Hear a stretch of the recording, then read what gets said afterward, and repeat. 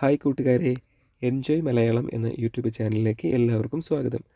ഞാനിന്നിവിടെ സിമ്പിളായിട്ടൊരു അത്തപ്പൂക്കളം നിർമ്മിക്കുന്നതിൻ്റെ ഒരു വീഡിയോ ആണ് ഇവിടെ ചെയ്യാൻ പോകുന്നത്. അതിനെ നമുക്ക് ആദ്യമേ ഒരു ചാർട്ട് പേപ്പർ എടുക്കാം.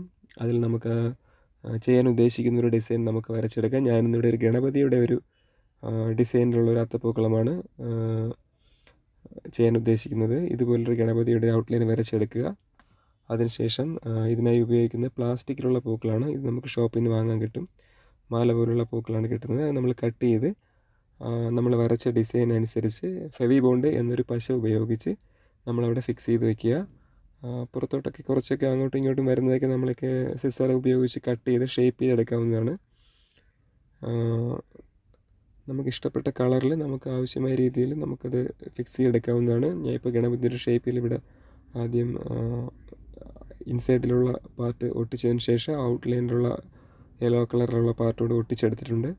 അതിനുശേഷം ചുറ്റിനും ഒരു റൗണ്ടിന് ഒരു ഷേപ്പിന് ഒരു ഡിസൈനായിട്ടും കൂടി ഒരു ഗ്രീൻ കളറിലും റെഡ് കളറിലും കൊടുത്തിട്ടുണ്ട്. ഇതാകുമ്പോൾ നമുക്ക് നോർമൽ പൂ പോലെ വാടി പോകത്തില്ല. നമുക്ക് കുറേ ദിവസം നമുക്ക് ഉപയോഗിക്കാൻ പറ്റും. നമുക്ക് ഒരു സ്ഥലത്തു നിന്ന് മറ്റൊരു സ്ഥലത്തേക്കും എടുത്തുകൊണ്ട് പോകാൻ സിമ്പിളാണ്. അപ്പോൾ എല്ലാവരും ഒന്ന് ഉണ്ടാക്കി നോക്കുക. Thanks for watching.